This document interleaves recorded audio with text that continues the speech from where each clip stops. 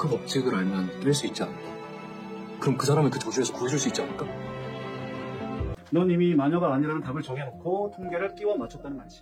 Ya, drama kali ini bercerita tentang seorang gadis yang entah karena apa, setiap pria yang mendekatinya pasti celaka, bahkan meninggal. Sehingga seorang pria jenius matematika yang mencintainya bela-belain kuliah statistik demi memecahkan alasannya dengan metode algoritma statistik yang gak pernah terfikirkan. Penasaran? Oke, jangan lama-lama guys, langsung saja ke ceritanya.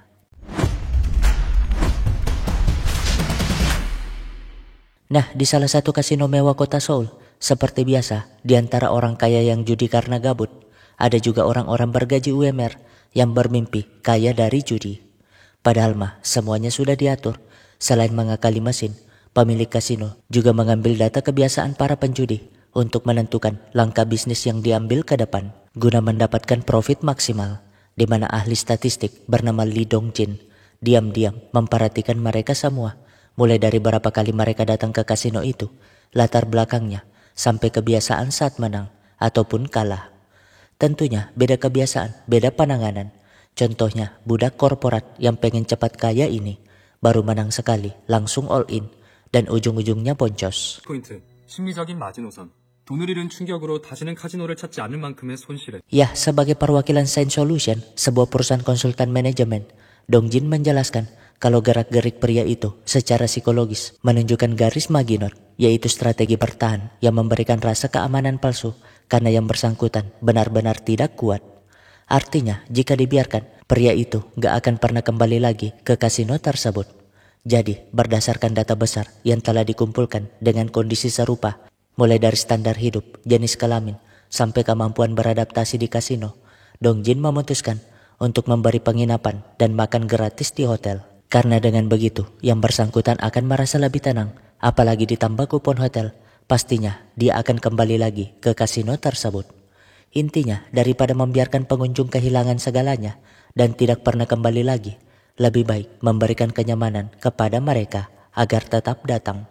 Buktinya, data menunjukkan lebih banyak uang yang mengalir ke kasino daripada sebelumnya, membuat yang punya kasino bernama Jongso sangat puas. Langsung tanda tangan kontrak, bahkan investasi di Sign Solution. Gak hanya itu, ia juga mengajak Dong-jin makan di lain kesempatan. Saking tertariknya dia dengan karakter si Dong-jin. Yang pasti, CEO Sign Solution bernama Jung-ho juga sangat puas. Tapi saat ingin pulang, Dong-jin terkejut dong melihat kaca mobilnya dihancurkan seseorang. Segera melaporkannya ke polisi karena pelaku yang wajahnya samar ini terekam sengaja melakukannya. Dan pastinya polisi dipanggil Burhan segera menanganinya tanpa dibayar. Toh dia sudah digaji negara dari pajak rakyat. Namun tiba-tiba dua orang yang melapor di belakang malah berkelahi. Dan sebagai pengumpul data, hanya melihat sekilas, Dong-jin bisa tahu kalau dua orang itu bersaudara. Menjelaskan kepada Burhan bahwa cara minum dua orang itu sama, karena keluarga yang tinggal bersama 7 kali lebih mungkin punya kebiasaan yang sama. Dan yang penting, mereka nampaknya memelihara Scooby-Doo putih. Terbukti bulu putih tertinggal di celana dan bahu mereka. Dan benar aja dong, gak berapa lama ibu mereka datang marah-marah, menyeret mereka pulang. Membuat Burhan terkejut, ternyata si Dong-jin adalah orang yang hebat. Setelahnya, Dong-jin pun menghubungi sahabatnya, seorang polisi kriminal dipanggil Udin. Dan meskipun jarang bertemu, Dong-jin pasti selalu menanyakan kabarnya. Alasannya nanti akan dibahas. Nah, di kereta, pria mabuk menyatakan cinta kepada seorang gadis, tapi seketika Dong-jin terkejut karena gadis itu adalah Park Mi-jung, cinta pertamanya di SMA dulu. Ya, kita kembali ke masa itu, di mana Dong-jin selalu diam-diam memperhatikan Mi-jung yang selalu sendiri. Karena suatu hari, pria bernama Yono mendekatinya. Kebetulan Mi-jung gak bawa payung, sehingga Yono pun mengantarnya pulang, bahkan melindunginya dari air hujan. Tapi saat Yono pulang, ya, Yono meninggal tersambar petir. Dan sejak hari itu, Mi-jung dicap sebagai penyihir yang akan mengutuk setiap pria yang mendekatinya. Makanya ia dijauhi yang lain, tapi tidak dengan Dong-jin yang masih selalu diam-diam memperhatikannya. Nah, suatu hari saat camping sekolah, Dong-jin yang memotret temannya malah fokus ke Mi-jung yang duduk sendiri di sana. Tapi tiba-tiba pria teman kelasnya dilarikan ke rumah sakit akibat jatuh di tabing, membuat Mijung gemetar karena tadi pria itu sempat mendekatinya.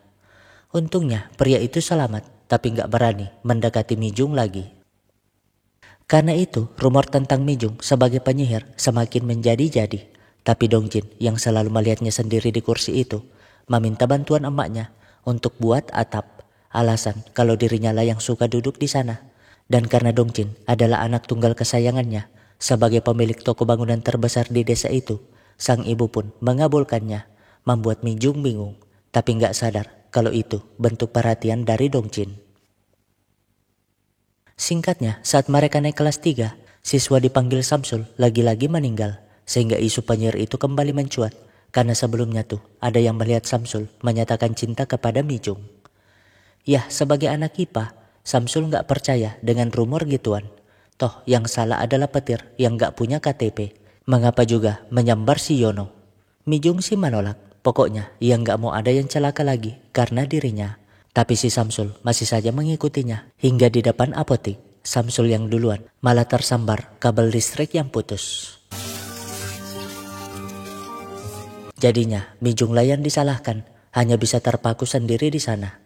Dan seperti biasa, Dongjin gak berhenti memandanginya karena beberapa hari setelahnya Mijung berhenti dari sekolah. Dan itu kali terakhir Dongjin melihatnya. Yang pasti gak ada lagi kenangan indah yang tersimpan di antara atap dan kursi kosong itu. Tapi sekarang Dongjin gak akan menyia-nyiakan kesempatan itu lagi, segera mengikuti Mijung sehingga tahulah dia di mana Mijung tinggal. Namun besoknya ia lagi-lagi dikejutkan dengan berita kalau pria mabuk semalam tiba-tiba kena serangan jantung tepat setelah Mijung keluar dari kereta itu. Untungnya masih bisa diselamatkan. Alhasil ia pun curhat kepada Udin sekaligus membuka kembali impiannya yang selama ini dikuburnya dalam-dalam. 그 법칙을 알면 뺄 수 있지 않을까? 그럼 그 사람을 그 저주에서 구해줄 수 있지 않을까?